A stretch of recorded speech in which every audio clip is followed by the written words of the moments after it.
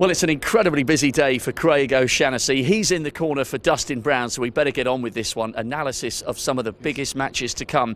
Now, one that is causing a huge amount of intrigue. Juan Martín del Potro back from 3 years of injury against Stan Wawrinka. We would pay to see this one as a semi-final, and here they are. Because the Argentinian's coming back from injury, they're meeting in the second round. This is nuts. Yes, yeah, it really is.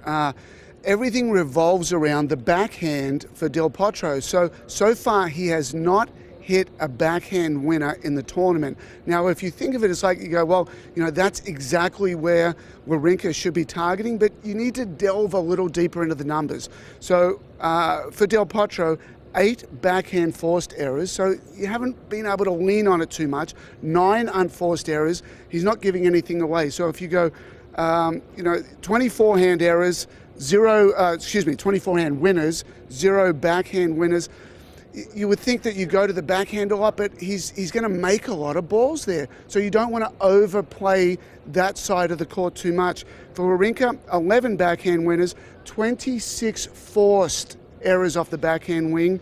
So if Del Potro looks at the numbers, he's going to say, I'm going to hit a lot of forehands to the backhand, only 18 unforced errors. So he's not giving too much away, but I don't think it's a good idea for Wawrinka to plow the backhand too much, because Del Potro is just going to make a lot of balls on that side. On a general level, is it possible for someone even as talented as Del Potro, an Olympic medalist here in 2012, more importantly than that, perhaps a Grand Slam champion at the US, is it possible for someone to come back from such a serious succession of injuries and get back to their best? Yeah, I think it is. He's got to get a lot of matches under his belt. So he's tried that several times, and the wrist has fallen apart several times. So, Nadal is exactly the same way. Where he struggled with his comeback is just he needs a lot of matches under his belt. And if Del Potro can get that, even going back to some 250s, Agassi went all the way back to the challenger level. So there's nothing wrong with that at all. He just needs matches, and the matches breeds confidence, and confidence breeds wins, and it just rolls from there. Okay, Roger Federer. He's playing another Brit, Dan Evans. Now, no disrespect to Willis. Willis made a fine effort in that match, but he was the overwhelming outsider and underdog.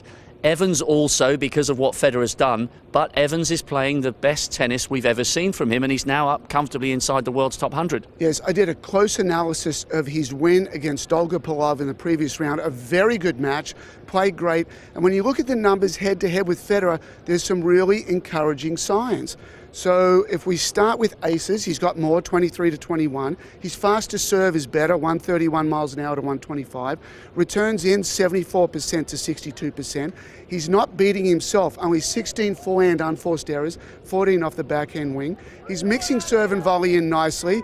He's won 11 of 16, and he's getting to the net well. He's won 63 of 82, which is 77% above the tournament average. I think this is going to be a lot closer than people think. Well, and the crowd will really get behind Dan Evans. He's a great character. Moving over to court one, we'll brush over today Djokovic and Querrey. We're always talking about Novak Djokovic. One match you'd love to talk about is Jack Sock against Milos Raonic. Now, Raonic is coming in here with a decent amount of form, but this, again, is a really intriguing match on court one. Yes, Raonic is one of 4 players left in the draw that has not dropped serve. The others, Roger Federer, Benjamin Becker, and Matthew Barton, who had that really impressive 5-set victory. Everything's going to revolve around break points. I didn't even look at anything to do with forehands and backhands. Both guys love their forehand. They hit it well. Baseline plays are relevant here. It's all about break points.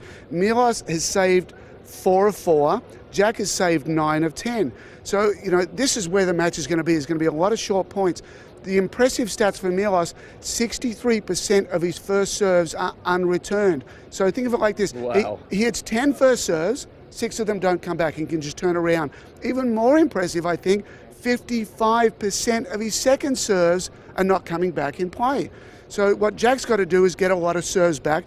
Jack's returning 70% of balls in play. The tournament average is 67%, so that's good for him, but it's all about getting the ball back in play. This could go a tiebreaker every single set, but you don't have to look past 4 shots, because there'll be about 4 or 5 for the entire match that will go the distance there. Well, great analysis as always, Craig. Thank you for sparing your time. This guy is super busy and pumped today, as are we. There is never a bad day of top quality action here at Wimbledon. Keep it locked right here. We've got amazing tennis to come throughout the day. A few little bits and bobs of rain. That won't dampen the enthusiasm here today. It's going to be a huge, thrilling Friday.